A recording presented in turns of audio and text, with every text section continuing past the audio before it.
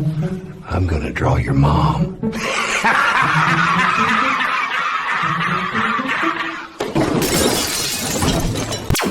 to the motherfucking lady. We're covering today's top boxing news. To Alycia, I would say this, like, if you want to be that girl, if you want to be the best, you have to fight the best. If you don't get the Kate Taylor fight, if you don't get the Amanda Serrano fight, which I know, you know, Nikisa knows, Jake Paul knows, and Katie Taylor and Amanda knows that that fight isn't happening, who are you going to fight next? And think about that. You know, you can't say you're this girl, you're that girl, you're the best, you're the baddest, and you're fighting absolutely nobody. You want to be involved in the best fights. So let's do it. Let's make the change. Let's be the girls pushing the stick. Let's push it. Let's continue to push and break boundaries and make the biggest fight, I believe, possible for women's boxing in 2026 or 2027. We can do it early next year if you're that scared. But the longer we wait, the badder it gets for you. I can guarantee that. I can't really argue with what Carolyn Dubois said from a logical perspective. She's absolutely right. The longer it takes Alycia to take care of this, the worse it is for her, not Carolyn. She's just gonna subject herself to more criticism. It's my understanding that Alycia recently sat down with Two-Tone the Superstar, and they broached the subject of a potential Michaela Mayer rematch. Yet another fight that Alycia doesn't want to have. Another one. Immediately following their initial meeting, I understood why Alycia didn't want to give her a second fight. What's good for the goose is good for the gander. I figured, had Michaela Mayer won, what's the likelihood that she would have given Alycia a rematch? What I was thinking, right? And then a little bit of time passes, and Michaela fights Sandy Ryan. Not once, but twice, winning their initial meeting. So she ain't the one that needed a rematch. But she gave Sandy one anyway, which altered my perspective, that maybe if Michaela Mayer had won the Baumgardner fight, there would have still been a second, because there was a second Sandy Ryan fight. Seeing that there was nothing better to do, some doors were still closed, and there was a fan demand for a second fight, Michaela Mayer delivered for the fans. So she might have done the same thing with Alycia. I still got a lot of love for that kid, and I want to see her do well. But I can't defend her stance. I can't defend her perspective on either a Mayer rematch that she doesn't want to have or a Dubois fight that she doesn't want to have. So what do you want to do? The whole thing lends itself to Carolyn's perspective that Alycia is looking to bow out. She doesn't want to do this anymore, and she wishes to transition to other things, which wouldn't be the end of the world if she weren't a reigning champion. Chasing around two legends that are very close to retirement after Katie and Amanda are gone, who's going to pick up the reins and fill their shoes, because their successors seem to be very picky eaters. And it's not just Alycia Baumgardner. When Chantel Cameron was ordered to face Sandy Ryan and give the fans a fight they would have liked, what did she do? She dropped the WBC title, moved up to junior middle, and fought a nobody for a vacant title. That's what she did. And that doesn't help the sport of women's boxing. If it is to survive after Katie and Amanda are gone, if it is to thrive, that kind of shit can't keep happening. The light at the end of the tunnel is she's supposed to be fighting Michaela, who beat Sandy Ryan, which in effect is a better fight, and let's hope that it happens. Because if it doesn't, that doesn't help the sport of women's boxing. It's not yet in a place where the fighters can afford to waste the promoters' time and the fans' interest. They're only going to be interested, but for so long. When a Chantel Cameron bails on a Sandy Ryan fight, when an Alycia Baumgardner doesn't give Michaela Mayer a rematch, but she doesn't seem to want to fight Carolyn Dubois either, then what do you want to do? For the next year and a half to 2 years, what, MVP supposed to keep kicking out cash for what are stay busy fights? What effect do you think that's going to have on Alycia's profile with the fans and the profile of the sport? Not a good one. Just circling back to the Mayweather era and the 5 years it took to finally put together the Pacquiao fight. People try to use that formula too much because they did the same thing with Crawford versus Spence. But in the 5 years that it took to finally deliver that fight, you got a bunch of fights in the interim that didn't really move the needle, that didn't satisfy what the broadcasters wanted, but costed a lot of money to put together. In the 5 years that it took to finally do Crawford versus Spence, they finally did it, but not soon enough for Showtime to stay in the sport of boxing, not soon enough for ESPN. They dropped Top Rank. Now what Team Alycia seems to want to do is put a Carolyn Dubois fight on the back burner for what? For 2 fights with 2 fighters that are about to retire and likely won't give you the time of day. Carolyn knows it. The boxing community knows it. I mean, I'm not Team Dubois. I'm more Team Baumgardner. But Carolyn raises a valid point. Those fights aren't going to happen. Everybody knows that. And women's boxing is not yet in a place where they can afford to dilly-dally. If they can identify a fight that the fans are already behind, it behooves them to make it.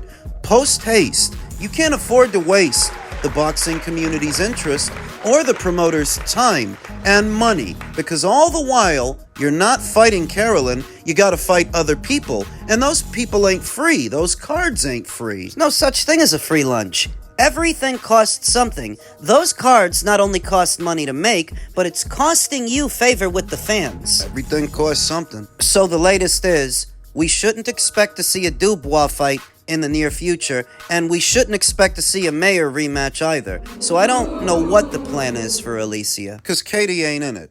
Amanda ain't in it. She might want them to be, but that's not up to her. I'll go through Fundora first. We'll go the Fundora route because we've been in talks with the Fundora, and we working on something right now with that. And I'm working on it with PBC them, and then as well as we've been in talks with the winner of Tszyu and Earl Spence, and they both verbally, all of them three guys have agreed to fight me.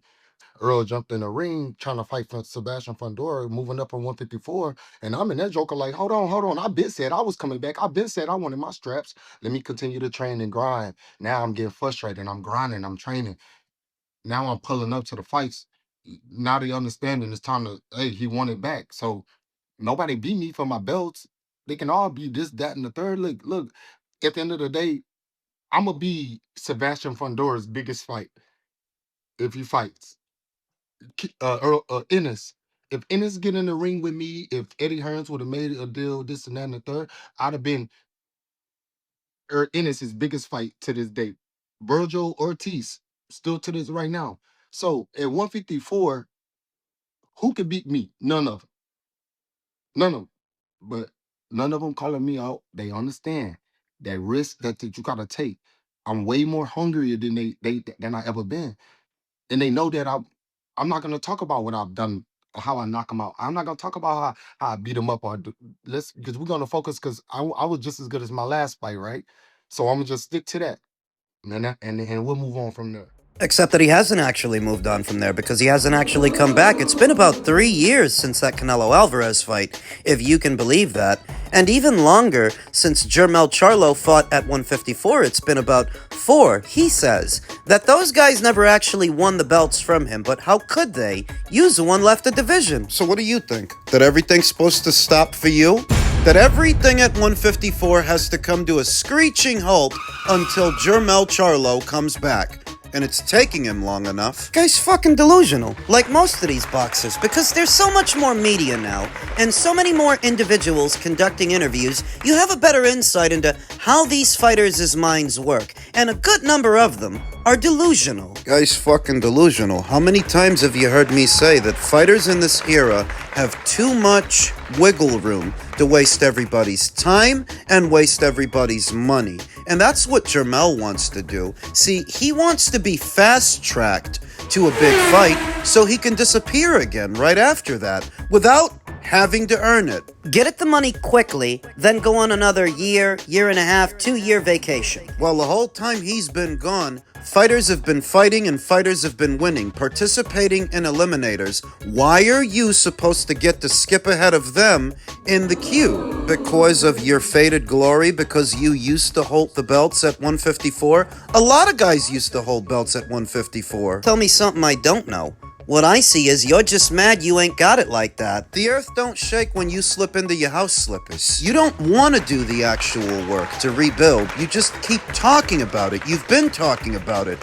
When George Foreman walked away from the sport of boxing for about a decade, 77, after he loses to Jimmy Young, comes back in 87, and he didn't get fast-tracked to a title shot right away because he used to be a champion. Do you know how long it took him to get a title shot? Approximately 4 years. 124, count them, 24 professional bouts. From the moment he comes back in 87 to the moment he challenges Evander for the title in 1991. That took 4 years and 24 fights, which is a hell of a lot more than Jermell Charlo's been doing. You're saying it should take Jermell that long? No, it doesn't have to take 4 years and 24 fights specifically, but it should require more of Jermell than constantly harping about it on social media and doing interviews. He could have fought on a pro box in a couple of stay busy fights. He could have fought on some undercards. He could have seen about maybe migrating over to Matchroom and working something out with them. The reason he hasn't. Money. He wants big money right away.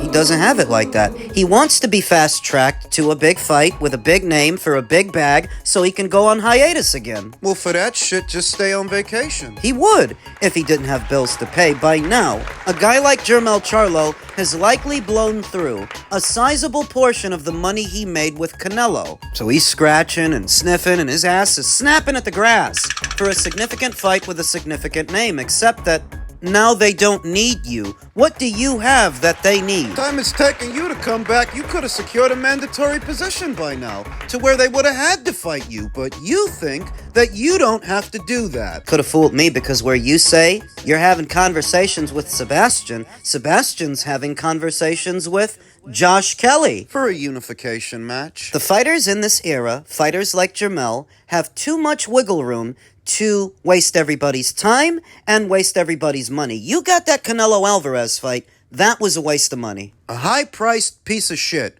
A waste of money. And the years that followed, a waste of time. So waste your fucking time, because you're getting younger, right? You're Benjamin Button. You got all the time in the world. If Jermell Charlo never boxes again a day in his life, do you think the boxing community is gonna bat an eyelash over it? Lose sleep? They're not. Elsewhere in the division, former champion Tszyu makes another overhaul and hires Jeff Fenech as his new trainer. Just 2 fights into his partnership with Pedro Diaz that has now ended, this surprising update comes as plans are heating up for the 31-year-old contender to settle on a date and location for his proposed matchup with former unified welterweight champion Errol Spence Jr. in July. Tszyu spoke with optimism for the future after choosing Miami-based trainer Pedro Diaz back there in October, having tried out a handful of stateside-based coaches. Adopting the Cuban style of boxing raised questions about their suitability and whether he was regressing, giving Tszyu aggressive pressure tendencies. Preceding his unsuccessful Sebastian Fundora rematch in July, it takes time acclimating to new trainers and the way they work. That Diaz isn't a fluent English speaker didn't help his cause, nor did expensive long-distance travel to Miami camps away from his wife, Alexandra. So what, he was getting homesick? Former 3-weight world champion Jeff Fenech, a 2002 International Hall of Fame inductee, has often been vocal about Tszyu's defensive deficiencies and unimpressed with what he felt was an erratic supporting cast. The 61-year-old originally joined the former champion's team in an advisory role after the previous shakeup, while Mike Altamura and Darcy Ellis were named co-managers. That's why it sort of feels like Jeff Fenech was almost always there, to some degree involved in Tim's career. Now he's going to take a more active role, training duties, taking full control, and the pair has reportedly begun some minor planning sessions in the past few days before meeting Friday to discuss him also being a manager too. Fenech has told multiple outlets he's excited to get to work with Tszyu. My first job is getting him mentally prepared. The physical part's gonna be easy because Tim's one of the hardest trainers I've ever seen. If we get him mentally right first, everything else falls into place, he told Boxing Scene. Fenech continued, saying the former champion must watch, break down the film, and learn from his 2 Fundora defeats and the Bakram Murtazaliev beatdown before sharpening areas where he leaves himself defensively vulnerable. Easier said than done, getting him quote-unquote mentally right if your partnership with him is a byproduct of him not being mentally right. How could you then be the right man for the job? Something's got to be going on in Tim's head that he's bouncing around from trainer to trainer like this. And it's not good. He named Australian junior welterweight Haz Hamdan 10-0 with 3 KOs as one of Tszyu's incoming sparring partners, while confirming trainer basis Nassis will help him do pad work every day, among other new team additions. Tim asked me to help him, and that's all I want to do. We'll go into camp and work. He'll come out a completely different person, he told Ahmad El-Wali of Raw Sports Media. Although Spence hasn't boxed for 3 years, worldwide acclaim remains for the former long-reigning world champion. Fenech was complimentary of the 36-year-old training with Ronnie Shields. Errol is one of the best fighters of the last decade, something truly special. I think this is a huge test for Tim because he's wanted this, and for him to take it, especially after 3 losses, it says so much about his character. Instinct. It's going to be very interesting. One of the most exciting fights in Australia for many years. Reports this week claim the Queensland government has held talks with Tszyu's promoter No Limit, looking to stage the country's biggest boxing event since Jeff Horn upset Manny Pacquiao at Suncorp Stadium in July of 2017. Seabus Super Stadium, a 27,000 capacity venue on the Gold Coast, has been named as a potential landing spot should it manage to win the hosting rights. And so it would appear that Tim's will proceed as scheduled. The Errol Spence Jr. fight is still next over the summer months, winter, If you're in Australia. though I'd be lying to you if I said that I liked Tim Tszyu's chances now that Jeff Fenech is training him. Not because there's anything wrong with Jeff Fenech, but because there might be something wrong with Tim. 2 fights on from his second loss to Sebastian Fundora, that style that he was working on with Pedro Diaz was actually starting to take shape, and it looked like he was settling into it. I liked what I saw in his last fight. Now he's gonna throw all of that out the window, start over, start fresh, again. When some of the stuff that he was working on in Miami is some of the stuff that he needed. Doing a better job of protecting himself and keeping his hands at home. Doing a better job of not holding his feet, getting on his toes, and moving around to control the distance. A lot of that stuff was actually beneficial, would be, in an Errol Spence Jr. fight. For you to now throw all of that out the window, start over and start fresh, to do whatever it is Jeff Fenech tells you to do. I'd be lying to you if I said that it's encouraging. It's not. Bouncing around from trainer to trainer like this, when has that ever been the earmark of a successful boxer who's confident going into a big boxing match? That's what the Errol Spence Jr. fight would be. Maybe not to Americans. If you tried to do that fight here, it would not be as big here, stateside, as it could be in the land down under. They're looking at a goddamn stadium for that fight. In America, they would look at it as a formality between 2 damaged goods fighters, 2-shot fighters. Tim Tszyu, who's been beaten up and knocked out. Knocked out 2 times and beaten 3. Errol Spence Jr., quasi-retired, 3 years removed from the sport, looking for an easy lick. It wouldn't be a super fight to Americans. I think at least a part of the reason that Errol Spence Jr. has been so slow to return is because the money's just not out there here stateside for him. The glory days of the PBC, when they had broadcast partners in both Fox and Showtime, have long since passed, and the streets are no longer paved with gold. You can't just get out there with anybody now and make 2 or 3 million like what you were doing before. So, he's got to get his passport out now, and he's got to travel, because things are not the way they were. Not for Errol, and not for Tim.